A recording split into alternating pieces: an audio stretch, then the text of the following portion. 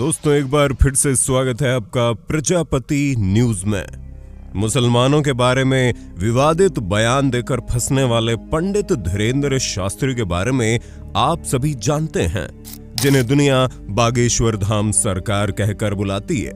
लेकिन क्या कभी आपने सोचा कि करोड़ों लोगों के दिलों तक अपनी आवाज पहुंचाने वाले, अपनी कथाओं से अपने दरबार में हजारों लाखों लोगों का हुजूम इकट्ठा करने वाले पंडित धीरेंद्र शास्त्री की असल जिंदगी क्या है? क्या है उनकी कहानी? कैसे वो इस मुकाम पर पहुंचे और किस तरह उन्होंने देश के सबसे इन्फ्लुएंशियल शख्स होने का खिताब अपने नाम कर लिया?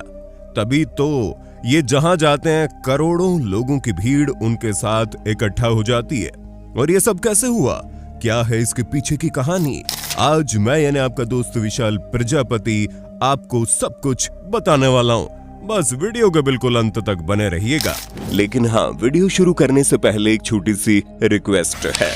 वीडियो के नीचे रेड कलर का सब्सक्राइब बटन दिख रहा होगा, उस पर क्लिक करके सब्सक्राइब कर लें और साइड में बेल आइकॉन भी दिख रहा होगा, उस पर भी क्लिक कर लें ताकि आपको वीडियो मिले सबसे पहले। दोस्तों 4 जुलाई 1996 को मध्य प्रदेश के छतरपुर जिले के गड़ा गांव में रहने वाले ब्राह्मण परिवार में ही बागेश्वर धाम सरकार यानी धीरेंद्र शास्त्री का जन्म हुआ। इनके पिता का नाम राम कृपाल जी महाराज, माता का नाम सरोज और धीरेंद्र शास्त्री अपने 3 भाई बहनों में सबसे बड़े हैं। कहा जाता है धीरेंद्र शास्त्री का पूरा बचपन गरीबी और कंगाली में बीता। धीरेंद्र शास्त्री इतने गरीब थे कि इन्हें अपनी बहन की शादी के लिए अपने दोस्तों से कर्ज लेना पड़ा। धीरेंद्र शास्त्री का परिवार बहुत ही सादगी से अपना जीवन जीता था। जहां धीरेंद्र शास्त्री का परिवार कर्मकांडी ब्राह्मण परिवार था। पूजा पाठ में जो दक्षिणा मिल जाती उसी से 5 लोगों का पूरा परिवार चलता। इसी वजह से धीरेंद्र शास्त्री को अपनी शिक्षा भी अधूरी छोड़नी पड़ी, क्योंकि उनका परिवार इतना संपन्न नहीं था कि वो अपनी शिक्षा पर ध्यान दे सकें और उसे पूरा कर सकें। लेकिन धीरेंद्र शास्त्री का मन पढ़ाई से ज्यादा बाबा की भक्ति में लगता था। बजरंग बली के भक्त धीरेंद्र शास्त्री बचपन से ही हनुमान जी के सबसे बड़े भक्त रहे और उनकी भक्ति में दिन रात डूबे रहते थे। दोस्तों इस वक्त तो आप धीरेंद्र शास्त्री को देख सकते हैं कि कैसे लंबे काले घने बालों वाले धीरेंद्र शास्त्री दिखने में काफी अच्छे लगते हैं, लेकिन बचपन में काफी मासूम किस्म के हुआ करते थे, जो बचपन से कुर्ता पाजामा धारण किए माथे पर चंदन लगाए देखते थे। दोस्तों जब हमने धीरेंद्र शास्त्री के बारे में काफी कुछ खंगाला तो उनके बचपन से जुड़ी तस्वीरें तो सामने आई ही, उसके साथ साथ एक वीडियो में एक्टर राजपाल यादव के साथ भी उनकी तस्वीर मिली। फिर कुछ बचपन के दोस्तों के साथ उनकी तस्वीरें देखी गई। पहाड़ी पर ध्यान लगाने की तस्वीरें भी सामने आई और इन सभी तस्वीरों में आप धीरेंद्र शास्त्री के माथे पर एक बड़ा सा तिलक और शरीर में कुर्ता पाजामा या धोती कुर्ता देख सकते हैं। धीरेंद्र शास्त्री हमेशा धार्मिक वस्त्रों में ही नजर आते हैं। कुछ तस्वीरें तो ऐसी भी हैं जिसमें धीरेंद्र शास्त्री के हाथों में रुद्राक्ष की माला भी नजर आ रही है। दोस्तों ये सभी धीरेंद्र शास्त्री की पुरानी तस्वीरें हैं, जब उन्हें दुनिया नहीं जानती थी। वो बस बजरंग बली की भक्ति में लीन रहते थे और धार्मिक वस्त्र पहनकर अपने दोस्तों के साथ एक खुशहाल जीवन जीते थे। वैसे दोस्तों धीरेंद्र शास्त्री के बचपन का एक वीडियो ऐसा भी है जिसमें वो गुफा के नीचे उतरते हुए दिख रहे हैं, जहां धीरेंद्र शास्त्री गुफा में ध्यान करने गए और फिर वहां से नीचे उतरते हैं। शरीर पर उन्होंने गमछा बांध रखा है, उनके गले में धार्मिक मालाएं भी दिखाई दे रही है। गुफा से बाहर निकलने का रास्ता बहुत ही कठिन दिख रहा है, जिसे पार करते हुए धीरेंद्र शास्त्री बाहर निकलते हैं। इस पूरी वीडियो में आप धीरेंद्र शास्त्री को देख सकते हैं। अपने एक इंटरव्यू के दौरान धीरेंद्र शास्त्री ने यह बताया था कि उन्होंने अकेले में रहकर साधना की थी। फिर हमने अज्ञातवास साधना की, हमने राम नाम जप किया, तो हमको प्रेरणा लगी कि तुमसे सनातन का कार्य करवाना है। तो अब जो है वो दरबार लगने लगा, जैसे हमारे दादाजी लगाते थे वैसे ही हम बैठने लगे। बस सीधा सिंपल सादा जीवन है, उसमें कोई ऐसा नहीं है कि हमने कठोर तपस्या की हो ध्रुव प्रहलाद जैसी, नहीं, वो तो परंपरा है हमारी। अब शायद वो अपनी साधना इसी किसी गुफा में कर रहे थे, जिसकी तस्वीरें तेजी से वायरल हो रही हैं। दोस्तों धीरेंद्र शास्त्री के बचपन की कुछ और तस्वीरें हैं जिसमें वो कथा करते हुए भी दिख रहे हैं। यानी इससे बात तो तय है कि धीरेन्द्र शास्त्री बचपन से ही कथा वाचन का काम करते आ रहे हैं, जहां इन्होंने अपने परिवार की परंपरा को आगे बढ़ाते हुए बचपन से ही कथाएं कहनी शुरू कर दी थी।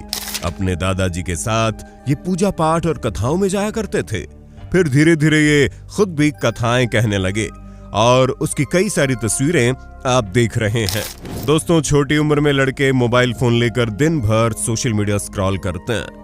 उसी छोटी सी उम्र में धीरेन्द्र शास्त्री भक्ति की दुनिया में लीन हो गए और अपने साथ साथ लोगों को भी ईश्वर की भक्ति का मार्ग बताया।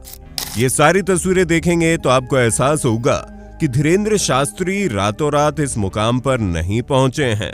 उनका एक पूरा सफर रहा है जिसे बचपन से लेकर अब तक उन्होंने तय किया।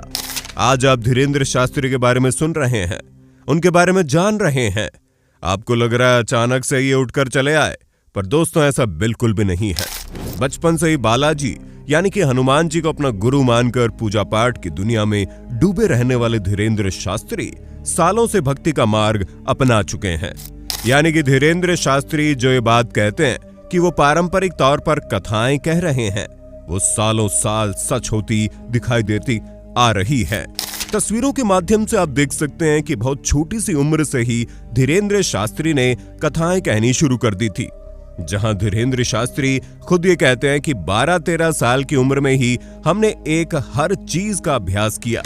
शास्त्री जी ये भी बताते हैं कि कोई इंसान अपने आप ही इस तरह नहीं बनता, उसे गुरु पकड़ते हैं, और जब हमारे गुरु ने हमें अपना शिष्य चुना तो उसके बाद से हमें धीरे धीरे ये आभास होने लगा कि हमारे पास जो व्यक्ति आ रहा है वो हमसे ऐसी बात करेगा, उसके मन में ये चल रहा है, वो ऐसी बात कहेगा, वो वैसी बात कहेगा, और फिर उसके मन की बात जानकर हमारे गुरु जो फैसला सुनाते हैं वही चीजें हम अपने सामने मौजूद व्यक्ति को बता देते हैं। वो उपाय करने लगे। फिर हमको 12-13 साल में आभास होने लगा, वो तो गुरु पकड़ते हैं अपने शिष्य को, हमको आभास होने लगा कि ये व्यक्ति आ रहा हमसे ऐसे बात करेगा, ये अपना नाम ये बताएगा। तो हम बचपना था तो बोल नहीं पाते थे, लेकिन जब वो अपना नाम बताता था तो हम चौंक जाते थे कि अरे ये तो हमें पहले ही आवाज था, ये तो हमें पहले ही पता था, हम बोले क्यों नहीं। फिर जब गुरु जी का जब तक शरीर पूरा हो गया, फिर हमने अज्ञातवास साधना की, हमने राम नाम जप किया, तो हमको प्रेरणा लगी कि तुमसे सनातन का कार्य करवाना है। तो अब जो है वो दरबार लगने लगा जैसे हमारे दादाजी लगाते थे। धीरेन्द्र शास्त्री साफ साफ कहते हैं कि इसमें हमारा कोई चमत्कार नहीं है, ये सब कुछ हमारे गुरु और हनुमान जी की देन है। हम तो बस एक जरिया हैं, हम तो एक माध्यम हैं, जिसके जरिए बजरंग बली अपने भक्तों की सहायता करते हैं। हम कोई भगवान नहीं हैं, हम तो बजरंग बली के परम भक्त हैं जो उनकी आज्ञा का पालन करते हैं। धीरेन्द्र शास्त्री ये भी बताते हैं कि शुरू में जब हम बहुत छोटे थे तो सामने वाले के मन की बात और उसके बारे में सारी चीजें पहले से ही समझ जाते थे, लेकिन बचपन में बोल नहीं पाते थे। पर धीरे धीरे हमें समझ में आने लगा कि हमारे ऊपर वाले की कृपा बरस चुकी है, हम लोगों के जीवन की सच्चाई देख सकते हैं, और यहीं से हमने अपनी कथाओं के साथ साथ लोगों की परेशानियों को दूर करना शुरू कर दिया। जहां लोग हमारे दरबार में आते हैं, अपनी अर्जी लगाते हैं, और अर्जी अगर निकल गई तो उनके बोलने से पहले ही हम उनके पूछे जाने वाले सवाल को पर्चे में लिख देते हैं और उसी के साथ साथ जवाब भी लिख देते हैं, जिसका अगर सही ढंग से पालन किया जाए तो बजरंग बली उस व्यक्ति का पूरा जीवन ही बदल देते हैं। तो दोस्तों, ये है बागेश्वर धाम सरकार के जीवन की पूरी सच्चाई, जिस पर आप क्या कहना चाहते हैं कमेंट में बताइए, और इसी तरह के वीडियोस को देखते रहने के लिए हमारे चैनल को लाइक शेयर सब्सक्राइब करना जरूर। धन्यवाद। जय हिंद, जय जय भारत। दोस्तों, आपकी स्क्रीन पे 2 और वीडियोस दिख रही हैं, जिसे देखने के लिए आप इस स्क्रीन पर क्लिक करें।